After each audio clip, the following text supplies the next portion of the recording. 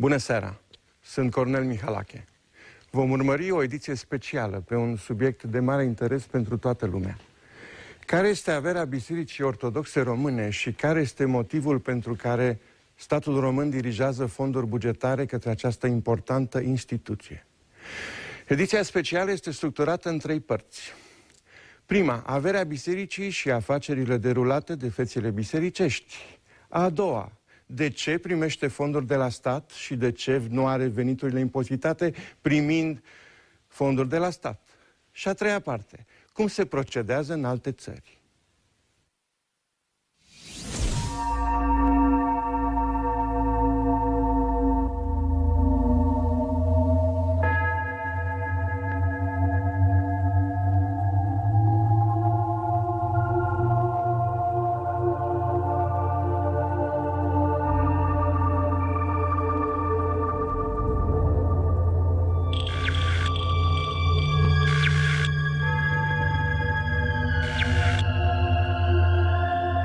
Avem cam cel mai mare număr de biserici pe cap de locuitori din Uniunea Europeană.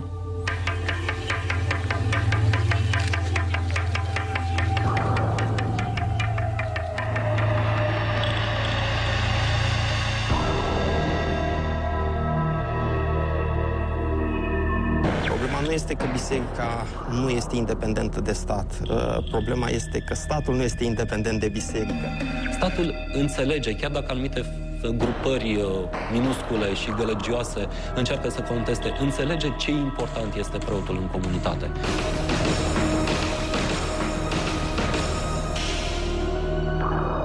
Dacă nu plătești, când mor, nu te îngroapă. Biserica nu este armata salvării. Nici Mântuitorul, când a venit pe pământ, nu i-a vindecat pe toți. E o biserică bogată. Adică are mai mult decât arată. Acuză biserica despre imensele valori pe care le are. Dar nu sunt ale noastre, ci ele sunt realizate de noi pentru credincioși. Cel ce mănâncă să nu disprețuiască pe cel ce nu mănâncă, iar cel ce nu mănâncă să nu-l osândească pe cel ce mănâncă. În România sunt peste 18.000 de biserici, dar doar 4.700 de școli generale și doar 400 de spitale.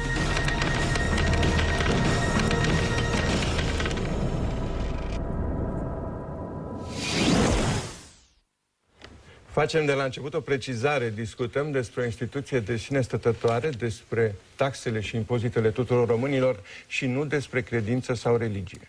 Vă prezint invitații din această seară din studioul Cochin 4. Mirela Corlățan, jurnalistă Evenimentul Zilei. Bună seara. Preot Alexandru Moțoc, inspector general bisericesc la Cancelaria Sfântului Sinod al Patriarhiei Române. Remus Cernea, președinte Asociația Umanistă Română. Bună seara. Și domnul Florin Frunză, director, Direcția Relații Culte, Secretariatul de Stat pentru Culte. Bună seara. Dimensiunea reală a averii cultelor din România nu este cunoscută oficial. Nu este exclus ca Biserica Ortodoxă Română, prin valoarea activelor sale, să fie cea mai mare organizație, instituție, companie din România. Urmăriți prima parte din reportajul Averea Bisericii.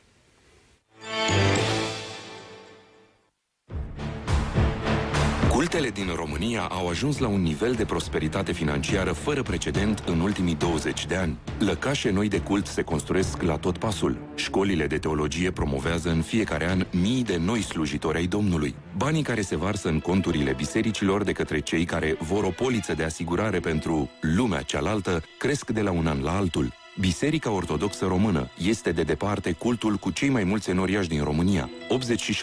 86% din populație s-a declarat la recensământul din 2002 de orientare ortodoxă, aproximativ 18 milioane și jumătate de persoane. În administrarea Bisericii Ortodoxe se află 15.000 de lăcașe de cult dintr-un total de 18.000 aflate în țara noastră.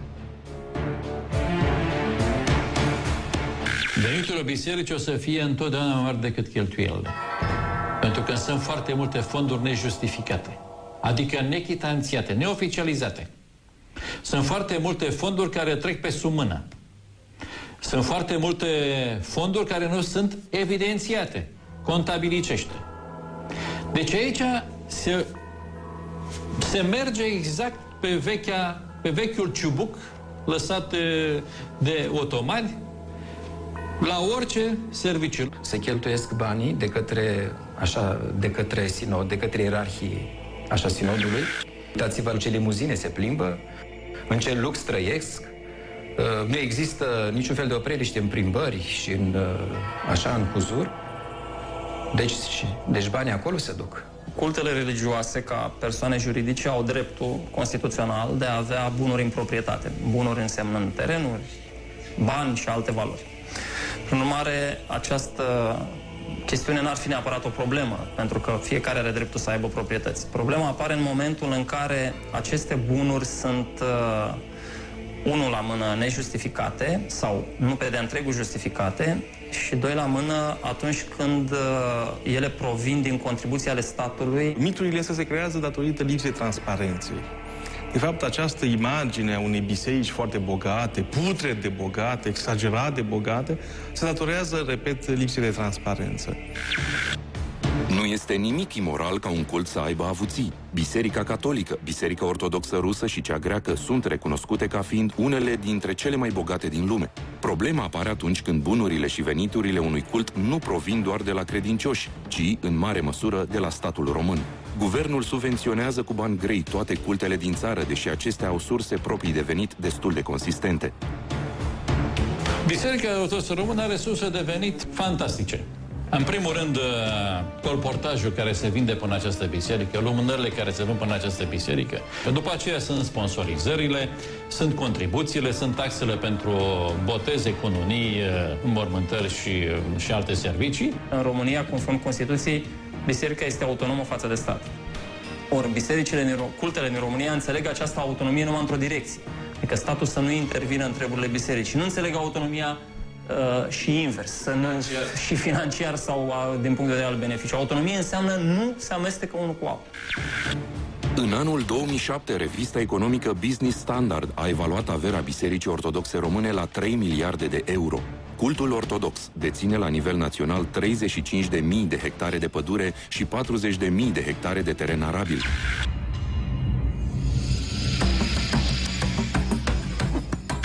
Sute de clădiri au fost recuperate prin retrocedare sau au fost primite ca donații. Alte câteva zeci de imobile au fost date în folosință gratuită de către statul român. Hoteluri, restaurante, ferme agricole și viticole, baze militare, sedii de școli și așa mai departe.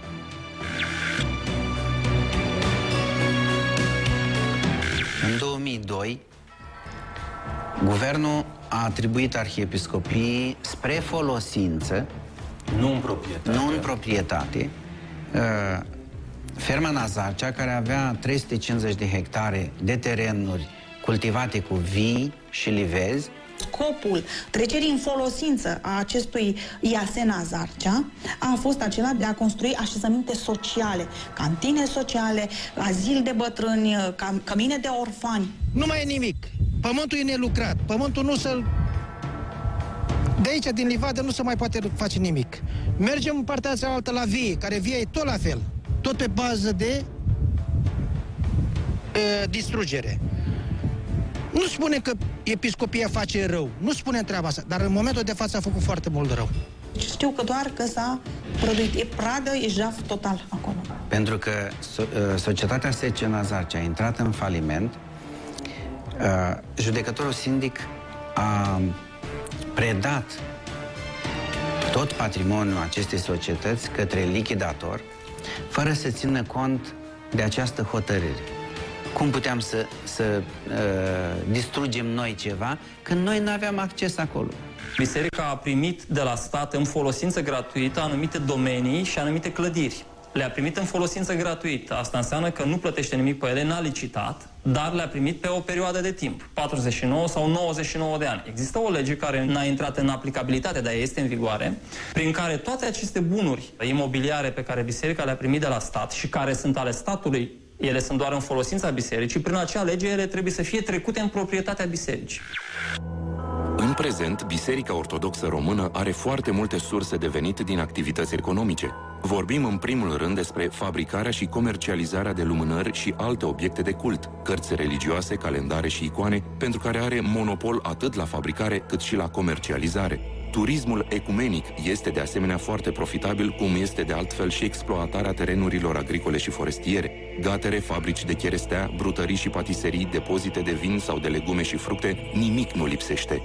Chiriile pentru imobile aduc și ele bani frumoși, dar cea mai consistentă sursă de venit este cea a donațiilor făcute de către credincioși, bani, produse, servicii sau imobile.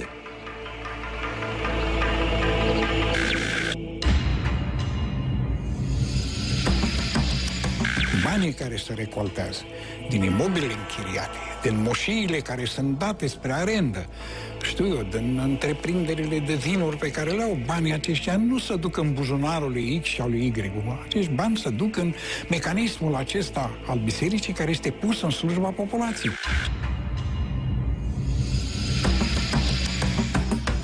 Nu suntem privilegiați. În cazul de față nu putem vorbi de proprietăți foarte mari. Sigur, avem atâta cât ne trebuie pentru o supraviețuire și pentru a putea să ajutăm și să facem ceva cu fondurile pe care le avem.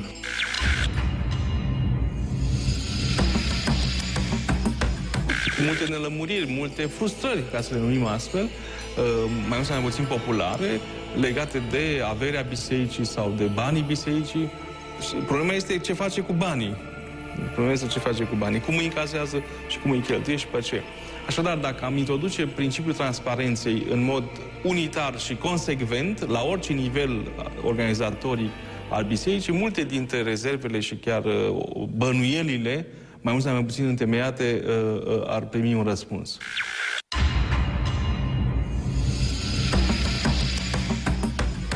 Pentru mine este o întrebare ce face cultul cu banii respectiv. Încă nu mi-am răspuns la această întrebare. Adică se strâng sume colosal de mari, dincolo de proprietăți. Se duc către bisericile, către cultele în România și special către cultul majoritar, terenuri. Bani pentru construcții de clădiri, bani pentru construcții de cimitire, domenii publice, păduri. Am această întrebare la care nu mi-a răspuns. Ce se întâmplă cu acești bani? Adică ce fac cu ei? Pentru că la un moment dat nici banii nu se regăsesc. Mai ales la nivel eparhial. Deci a unor structuri care au în subordine câteva sute de parohii, care sunt și cele mai vizibile, episcopiile, s-a considerat în unele situații că este necesar să se înființeze anumite structuri economice, distincte de structura propriu-zisă a unității de cult. Toate unitățile centrale de cult episcopiile au obligația de a asigura lumânările, vinul liturgic, obiectele de colportaj pentru credincioși și unitățile de cult din cadrul lor. Asociația noastră a încercat în mai multe rânduri să afle de la Ministerul de Finanțe care este situația impozitelor plătite de culte pe activitățile economice. Practic nu am reușit până în acest moment, răspunsurile oficiale prevalându-se de diferite probleme administrative, cum ar fi că la Ministerul de Finanțe nu există o evidență centralizată pe culte, ci pe fiecare arhiepiscopie în parte.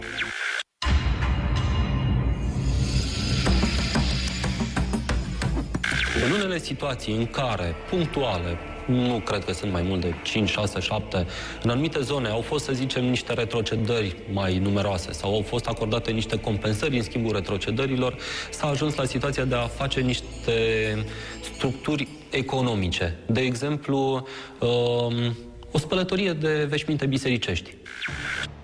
În acest moment, Biserica Ortodoxă patronează și controlează societăți comerciale pe tot cuprinsul țării. Cele mai bogate sunt Mitropolia Moldovei și Bucovinei și Mitropolia Olteniei.